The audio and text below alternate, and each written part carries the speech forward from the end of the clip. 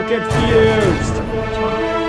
My name is Frank Cho, and you're listening to Something Super All Podcast. Right, guys, welcome back to our first ever episode of Something Super Podcast, kind of live. This is the first time you get to see Mark and I record in person, so this is going to be posted to YouTube. We are excited for this, so we're also going to have just the audio for those of you that listen, and then for those of you that like to watch it, we are going to be on YouTube from now on, for special episodes, and we're going to be doing different things, having some guests on and things of that nature. So, guys, thank you so much for being here with us and on this next step in our journey. So, Mark and I wanted to cover Obi Wan, the finale. Actually, the last two episodes, technically 5 and 6. So, let's start them off. What did you think? I really, really enjoyed it. I really did. For me personally, I got nitpicks, but overall, It's the best finale that we've gotten between The Mandalorians and Boba Fett, between the Star Wars shows. Absolutely. 100% the best finale that we've gotten. Obviously, I just loved it. The way that Disney is handling Darth Vader, I said it once and I'll keep saying it. Yeah. They're killing they're absolutely doing justice to the character. There's a lot of characters in between Marvel and other productions that they've kind of trashed. I'll be honest. They absolutely trashed. But from Rogue One to now in Obi-Wan to didn't he pop up in another show? I don't think so. I could be wrong, but either way, the way that they're handling him is just perfect. absolutely. They're not shying away from being comic accurate with how strong he really is, or how fucking just brutal and ruthless he is. I know we said that in the last episode about Obi-Wan, but god damn it, this dude came out of the gate breaking necks, cashing checks. That's something that I personally loved about him. I also think a huge part of it for me was the Hayden Christensen, when they broke the mask away in the last episode. You saw his face, you knew it was him. Obviously he looks a little decrepit and burnt up and such, but fuck me if that wasn't awesome. I loved it. I love the concept of it, how they keep it accurate to the storyline, because we haven't had that before. We had an older Vader in the later series, so I love this. I like the little backstory with Leia.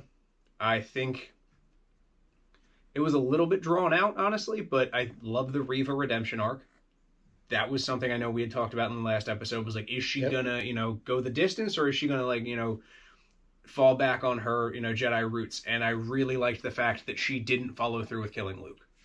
Yeah, it's a perfect transition that you brought up the Obi-Wan and Vader fight at the end, because it's time for Mark's nitpicks. The first thing was the camera cutting. You have Hayden Christensen and Ewan McGregor, who literally trained forever, for hours on end, for Revenge of the Sith. We know that they both can handle a saber or whatever, a sword, a lightsaber, whatever you want to call it, a stick, whatever it is. So the fact that they did all those jump cuts in the first minute or two, but around the surroundings, it kind of threw me out of the action. But it all came back down to, especially you said, with Reva not killing Luke, there wasn't any stakes for me. I don't know about you, but knowing, Luke lives, Uncle Owen lives, Vader lives, Obi-Wan lives. The only person that was really questionable was Reva. Yep. And I liked the emotional moment that she had with Obi-Wan after she gives Luke back. But I felt so much more emotion when Obi-Wan was talking to Anakin as Vader. Oh god, yes. When they were having that conversation, he even calls him his master. I know it's ironically, but he even says you'll never win, my master, or whatever he says. You'll never defeat me. And I don't know if you picked up on this, but when he does break the helmet, whenever it's a lighter tone of the conversation, you only really hear Anakin's voice. Yeah. But then you slowly start hearing Vader's voice take over. Yeah. And the only other nitpick that I really had was him throwing out the line you didn't kill Anakin Skywalker. I did. I was that was literally the same thing he says to Ahsoka in Rebels, almost to the T. It's a great line. Yeah. But don't keep reusing it. Like, I get the hello there. I was so happy at the end. I like that. That was funny. Hello there. Like, that was my terrible Ewan McGregor impression. That wasn't terrible. It could have been worse. But I mean, I was not expecting this series to follow Leia at all. No, I was taken aback by that, but I don't think she's gotten the screen time. You know, we followed Luke right through, you know, episodes 4, 5, and 6. Like, that was his, you know, raising up, coming of age style of movie for him. But like, Leia really never got her due diligence, and I love the fact that they gave us a little bit of background on Leia. I love the actress that they had. I don't know her name. I'm not even going to act like I begin to know who the hell she is, but she's in a ton of stuff. She's great. She would be like 110% approved by Carrie Fisher. Like, I give it to her. Like, she played it phenomenally. The outfits were on. I mean, I know that's more like the costume department, but goddamn, like, she looked the part, and she played the part, and she was like kind of cocky and a little smart ass. Like, I was cool about that, and like, that's just very Leia. That's who she is, you know, and I think that she played it out well. Like, it fleshed out into a great young Leia. So I'm cool with it. I know there was like a lot of like back and forth, like, oh, you know, do we need to really follow Leia? Is this, you know, canon to the story, whatever? It's canon now, and I'm cool with that. However they decided to break it down. I love the fact they brought back all the original actors and actresses that were like the parents and Uncle Owen and like Liam Neeson. Yeah, like Liam Neeson. That was the fucking greatest ending. Coming back as Qui-Gon. Shit, I like goddamn shit my pants. It was fucking awesome. And I was a little concerned that they were gonna like use Liam Neeson from the fucking, you know, Phantom Menace. Yeah, like the trilogy like series. Yeah, like a reshot, or they were gonna like do it from the back, but like with his voice or someone that sounds like Liam Neeson that, you know, you don't actually see his face. I'm so fucking happy they brought himself back. Like, that blew it out of the water. Yeah, so he actually was doing an interview, and he even said, he's like, I wouldn't have felt right letting somebody else play Qui-Gon. Sure. In respect to George Lucas and the universe that he created. I could not agree more. And like, that's what drew him to come back, and that's what I love about some actors. Like, they just won't let somebody else like pick up the mantle. Like, it's been what, 20 years, I think, since somewhere in that range, 15, the early 2000s, yeah, 15, 20 years since he's played that role, and like, he's still like, I guarantee if the phone rang once, he's like, they didn't even say anything. He was just like, all right, I'll be there. Yeah, like, and again, he could have easily just said, yeah, like, cast someone else, cast a different guy, this, that, you know, don't show the face, I don't care, you know, fucking deep fake it like they did with Luke in the fucking Mandalorian, like, right. That you kind of had to, because I mean, Mark Hamill has aged and gained a little bit of weight. I still will argue the fact that Sebastian Stan could have played a solid Luke Skywalker. I'm not going to argue that. But... So, you know, I mean, again, they would have still had to do a little bit of Hollywood magic, but that would have been a solid option. But yeah, I mean, I love the fact that they really fucking dug deep. They brought back all of the original characters that they could. They really fucking killed it. And I'm so excited for the Ahsoka series strictly for that reason, that we're looking for Hayden Christensen again. We're going to be looking for, you know, all of these characters, you know, Obi Wan Kenobi, to make these appearances via flashback or via like actual live action scenes where they're like Clone War era fucking fights. Like, fuck yes, give me that shit.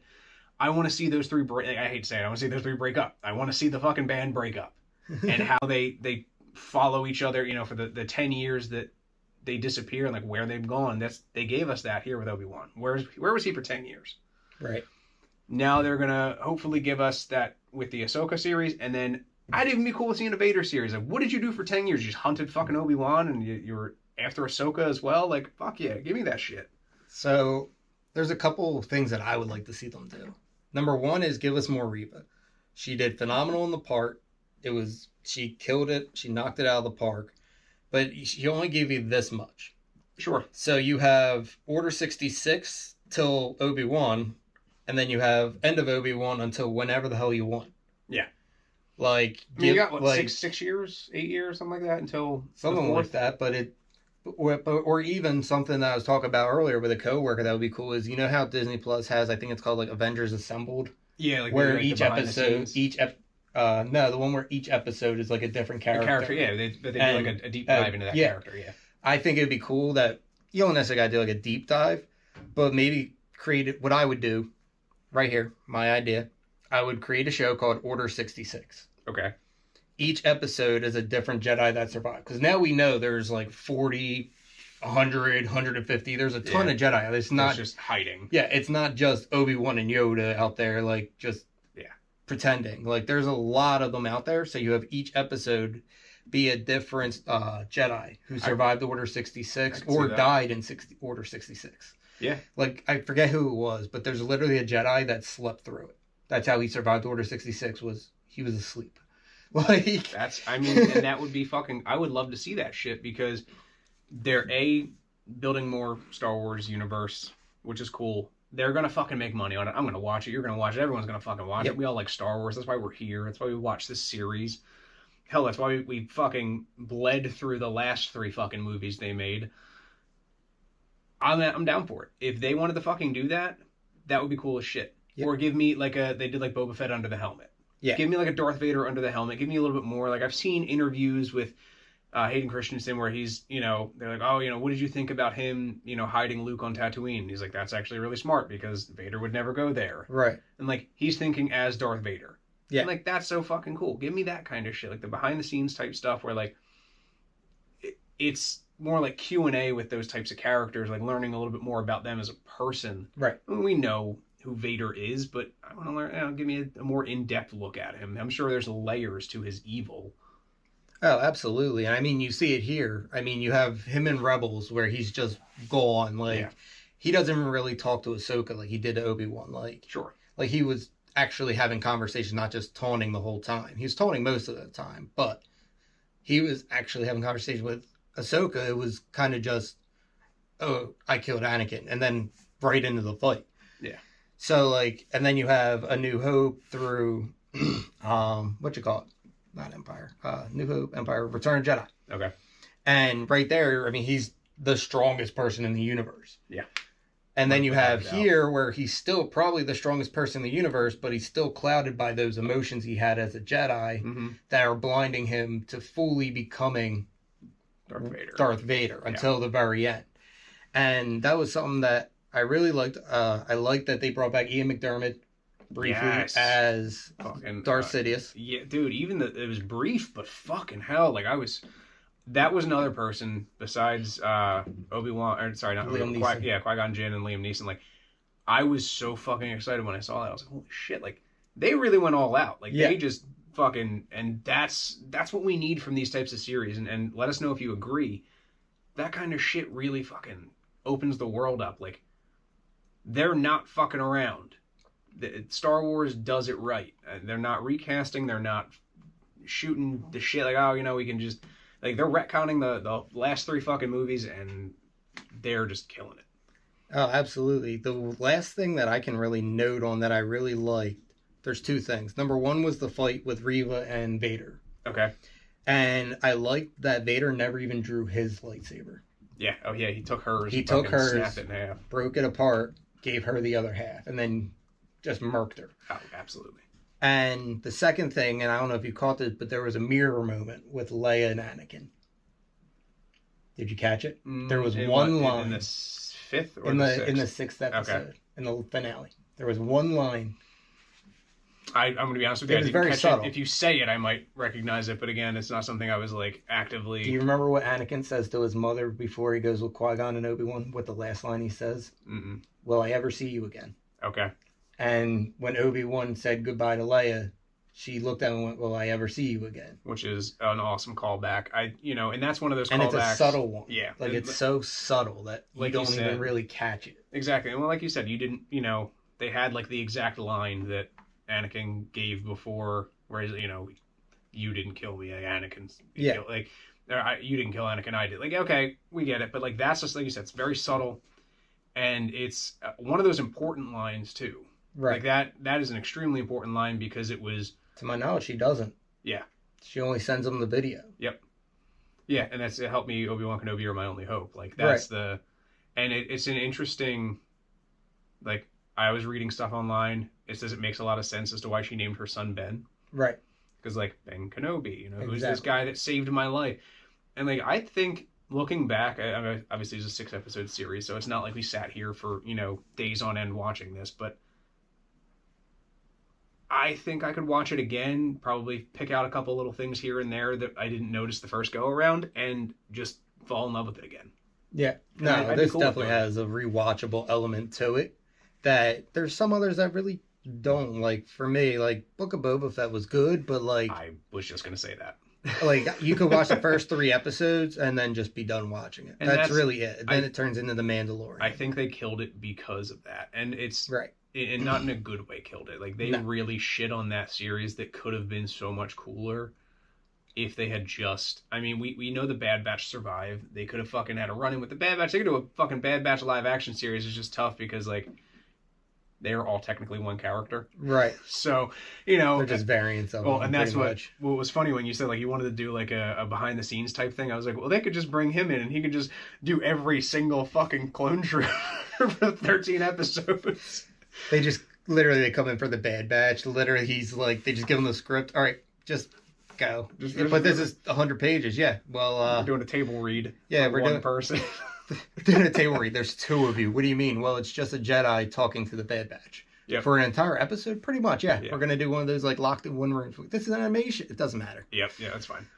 And then he does really well though, and I give him credit for coming back and being as good as he is. even coming back in Obi Wan, he was the the homeless clone Yep. trooper. I liked that. I loved the fact that again they're just keeping things canon, and Yeah. that is what is most important here. You know, for me, and I'm sure for most of us that are watching these shows, like continuity is huge. Continuity Absolutely. is fucking important. So when we get into this Ahsoka series, I'm very much expecting to see 2/3 of this cast, Right. if not more. Like, give me that. You know, again, we're focusing on Ahsoka, but give me 2/3 of that cast where you're gonna have your Obi Wan, you're gonna have your Anakin, and I'll tell you what, man, they all look fucking great. They do. They really fucking do. Liam Neeson, you can tell he's a little older, but like he was a Force ghost, so they could fucking play that off. Same with Right. Palpatine. Like you can play off the age, but fucking hell, they all look awesome, and that really plays into like me believing that this happened 20 years ago. Yeah. And so one thing that was my favorite detail that I noticed is when Obi-Wan breaks the helmet, he does have the Sith eyes. The yellow eyes. Mm-hmm. And I absolutely love that. And now one thing that it's kind of a plot hole now that they kind of created. So when Ben Kenobi first shows Luke at the lightsaber, he's like, wow, I've never seen one of these. I've only ever heard about it. But now he just got chased by Reva as a 10-year-old wielding a lightsaber. Now, And off. he may not have looked back, Yeah, so but he might be traumatized by that and just kind of like blocking it out in his mind. I've been there. yeah, I mean, we've all had that drunken night. Oh yeah, absolutely. Like, oh, you know, remember that one time that you took a pee in your friend's grandparents' foyer? No. Remember that time you got convinced to put a football helmet on and let us chuck bottles at your head? Exactly. Nobody remembers those things, right? The only video evidence. So, Yeah. but, so you know, it is what it is. Things like that. So I very much think that he might have blocked that out, or like he didn't know what the fuck a lightsaber was. It's just like Right. a giant glowing stick. It was a giant womp rat. Yeah, exactly. But I did like the fact that he brought the toy to Luke, and he is actually using that in the fucking first Star Wars movie that we ever see. Like he's utilizing- playing with it. and that kind of shit like really pulls at my fucking heartstrings. 'Cause I'm like, God damn it, you guys kept it so fucking tight. I love it. What did you think about Obi-Wan just going straight God mode? It makes me kind of think he was holding back in the prequels. So I think he might have been, but also at the same time, this is 10 years past, or 10 years later. well, and no, yeah, it's 10 years later, so he might have been technically stronger. Like he could have done what Luke did and like meditated and done his thing. But I know in the beginning of the series, he was kind of rusty. I mean, we're not going to play like he almost didn't catch Leia. I took it as he cut himself off from the Force. He might have, and he might have just like focused on him and doing his own thing, which is cool. But that's what I mean, though. So, ready, he cut himself off from the Force. So, literally, he's at the point now where he's going God mode, just hurling boulders while advancing on Vader. Yeah. And just straight up murking Darth Vader. But it took him forever to beat Grievous. So I'm not saying that it's right. I'm just saying these are things that might have happened, and Like- I also think that. So again, emotion plays a lot into these characters. So Anakin was fueled by rage, which I think sort of dampened his abilities at the time, and Obi-Wan was like fueled by wanting to the hope in bringing Anakin back. So like, Right. that was his motivation. And I think that really played into that whole fight. Was like, no, I'm gonna fucking fix you, motherfucker. And he obviously didn't. But Right. you know, I think that was his whole like, I'm gonna fucking do this shit whether you want me to or not. And here comes your ass kicking, you little motherfucker. Let me tell you what, though, during that fight, Obi Wan, when he's pounding away at that chess piece, man, was he button smashing? Oh yeah, absolutely. Just over and over, just straight to the chest. And I mean, I just can't get over the actual choreography of that fight. Like, dude, it was good. Because like you haven't really gotten to see Vader really move like you got a little bit in the hallway scene of Rogue One, but other than animation, like you really haven't seen Vader move like Anakin. Yeah. And it's really nice that like you're seeing that. And it just goes back to how just strong he is. Like homie's moving himself, ripping the ground out from underneath Anakin, all while like twirling a lightsaber around, and he's doing all that by moving it with his mind. Yep. Like. Yep. Yeah, I mean, again, both of those characters are like wildly strong. So I think that was huge. Again, the choreography in this ousted all three of the fucking sequel movies. Absolutely. 7, 8, 9. Like every fight in that movie was very basic. It was very bullshit. Like we talked about this a million times. I fucking hated them. But this was like, I felt like it was that prequel, you know, middle ground Star Wars series. Absolutely. Fucking fight. Like they were smashing each other. They were going at it. They were trying to hurt each other. Whereas like, I feel like the sequel series, it was like, we're gonna, yeah. All right, and we're backing off, and we're gonna back off. No, I want fight. Yeah. I want Darth Maul to come back in the Ahsoka series and fucking fuck some shit up. That would be awesome. Because he is a part of her, like a big part of her. Yeah. So absolutely. That would be super cool if they could get the actor to come back and like actually fucking Ray Park. Oh, dude, he's still going around to Comic Cons and shit and just like blowing people's fucking minds. Oh, dude, it's ridiculous. Like, and I just love the fact that like literally he was only hired as like he was a stunt guy, right? No, he was the choreographer. Okay. He was the one designing the fight, and they were like, "Why don't we just hire you?" And he was like, "All right, cool. Okay, yeah, like, I'll take it. You want me to be in Star Wars? All right." Like, yeah, you have like you only got like 8 words, but yeah, he's like, "All right, cool, I can do that." Yeah, you don't have to say a thing. You just have to perform. I got you. Yeah, I got it. We're good. Like, yeah, I'm cool with it. Like, I really think that there is a different level to this version of Star Wars that we're getting from Disney, and I feel like it has to do with the directors and the producers and shit like that. So, Kevin Feige, hats off to you. Keep that shit up. We want more. Dave Filoni, hats off to you. Filoni's been smashing Star Wars. Jon Favreau, killing Star Wars. All three of you, I applaud you. Yes, all absolutely. 3 of you, just make sure you hear my my idea. Yeah, and Jon Favreau, I love you as a fucking. You have literally changed the movie scene. Like my favorite director ever. Yeah. So ridiculous. Like just everything he's been in, from Friends to The Replacements to now. Then he directs and stars in Iron Man and everything in between. He was in I Love You, Man. I mean, he always plays like a very particular type of character, and I love it. And like Happy's obviously a little different, but like, oh my god, dude, he's so fucking good, and he plays it so well. And yeah, he's definitely one of those people that is good on screen, off screen. Like no matter what he's doing with the fucking film, it is going to be good. I don't think I've ever seen a bad show or movie that he's been in. Like I said, with the reins in their hands, I'm never going to complain. Yeah, I'm very confident with the future of Star Wars and the future of Marvel and stuff like that. So like, I keep going on with it, guys. We're here for you. I think that's really all I've got as far as the last 2 episodes. Yeah, guys, don't forget, like, subscribe, and leave a comment of, what did you guys think of the finale, and how did you feel about certain scenes? What was your favorite scene? Let us know, dude. We're happy to. Absolutely. If you have any questions, comments, or concerns, give us a heads up in the comments section. Also, follow us on Facebook and Instagram at Something Super Podcast, on Twitter at SSPodcast52, and we are streaming on all their major streaming platforms. And now, thankfully, we're on YouTube. Something Super Podcast. I'm Steve. I'm Mark. And we'll catch you guys next week. That was that. Boom. It died. It fucking died. I don't know. Oh my god. Does the camera have audio? It does have audio. Okay. So we might be able to fucking pull the audio from that, which is fine. God damn it, you fucking piece of shit.